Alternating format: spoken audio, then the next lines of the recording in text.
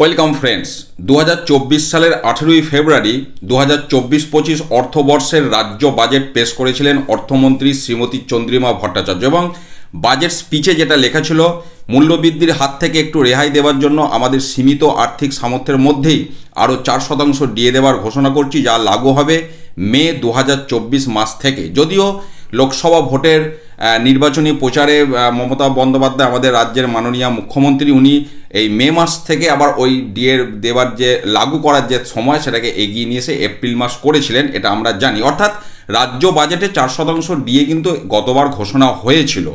এবার এবছরের যে বাজেট 2025-26 অর্থবর্ষের, সেটা ফেব্রুয়ারির প্রথম সপ্তাহেই হতে চলেছে রাজ্য বাজেট।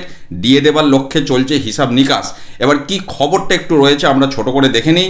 যেটা বলা হচ্ছে, বাজেটে ডিএর চর্চা।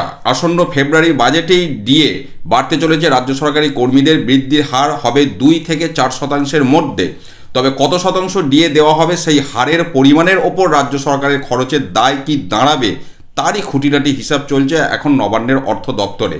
তবে কর্মীদের অতিরিক্ত মহার্ঘ ভাতা যে বাড়ছেই, সে ব্যাপারে নিশ্চিত ওয়াকিবহাল মহল। কর্মচারীদের ডিএ বাড়ানোর বিষয়ে মনস্থির করে ফেলেছেন মুখ্যমন্ত্রী মমতা বন্দ্যোপাধ্যায়। তার নির্দেশেই অর্থ দপ্তরে হিসাব নিকাশের পালা। বৃহস্পতিবার নবান্নে অর্থ দপ্তরের জনৈক শীর্ষ আধিকারিক জানান, 2 থেকে 4% মধ্যে ঠিক কত শতাংশ ডিএ বাড়ানো হবে সে বিষয়ে চূড়ান্ত সিদ্ধান্ত নেবে মুখ্যমন্ত্রী। তারপর সুপ্রিম কোর্টে ডিএ মামলা চলছে, উনি একবারে সব ডিএ দিতে পারবেন না, এই সমস্ত বলেছিলেন, সেই সমস্ত খবর রয়েছে। অর্থাৎ যেটা বলা হচ্ছে, গত বছরে রাজ্য বাজেটে ডিএ ঘোষণা এবং এবছর জানুয়ারি মাসেও ডিএ ঘোষণা হলো না, এই দুটোকে এক করে যে একটা সমীকরণ দাঁড় করাচ্ছে ওয়াকিবহাল মহল, তাতে করে 2025-26 অর্থবর্ষের যে রাজ্য বাজেট, সেটা সামনের ফেব্রুয়ারির ফার্স্ট উইকেই হতে চলেছে। সেখানে একটা 4% হয়তো ডিএ ঘোষণা হতে পারে, যেটা হয়তো এপ্রিল মাস থেকেই লাগু করা হবে।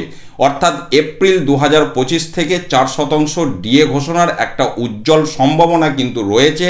তারই একটা প্রচেষ্টা চলছে, এই খবরে তেমনটাই প্রকাশ করা হয়েছে। আমি আপনাদের সাথে শেয়ার করলাম। ভালো থাকুন, সুস্থ থাকুন, ধন্যবাদ।